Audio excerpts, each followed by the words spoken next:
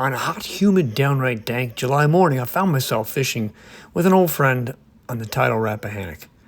It had been a while since I'd fished the Rap, and I had the feeling of anticipation one might have right before opening the door of a high school reunion, that the experience could be disappointing or amazing, but that the next few hours were going to be interesting. The weather and the conditions were pretty much perfect for a summer Tidal River visit. My host was longtime Rappahannock River angler and bass fishing advocate Bruce Lee. Those of you with some age and a good memory will recall Lee was one of the driving forces behind the formation of the Concerned Bass Anglers of Virginia.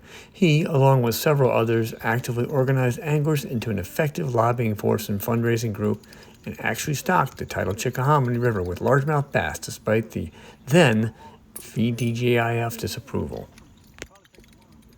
Eventually, the Concerned Bass Anglers of Virginia and the biologists began to see eye to eye, and VDGIF took over the stocking in year 3.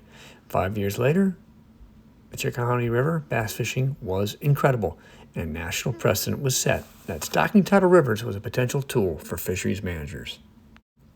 Lee went on to try the same thing for the tidal Rappahannock River just 1 year, where he resides riverside, and has been fishing for over 50 years. The results weren't as amazing, but they were encouraging, and while bass fishing on the tidal Rap isn't as good as it is on other tidal rivers around the state, it's pretty good if you know what you're doing.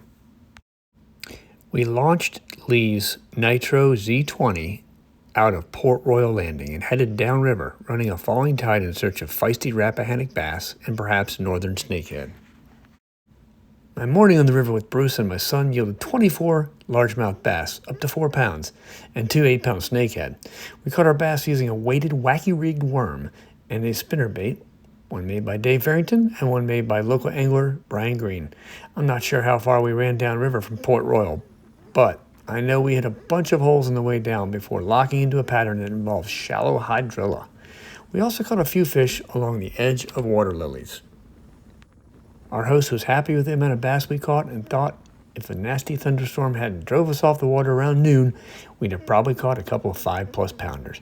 I was impressed with the amount of submerged aquatic vegetation in the river and water clarity around these weed beds.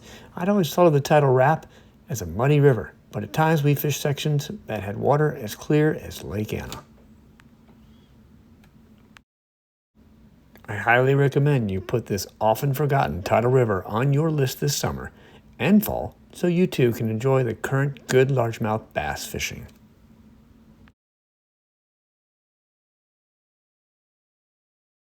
Valley.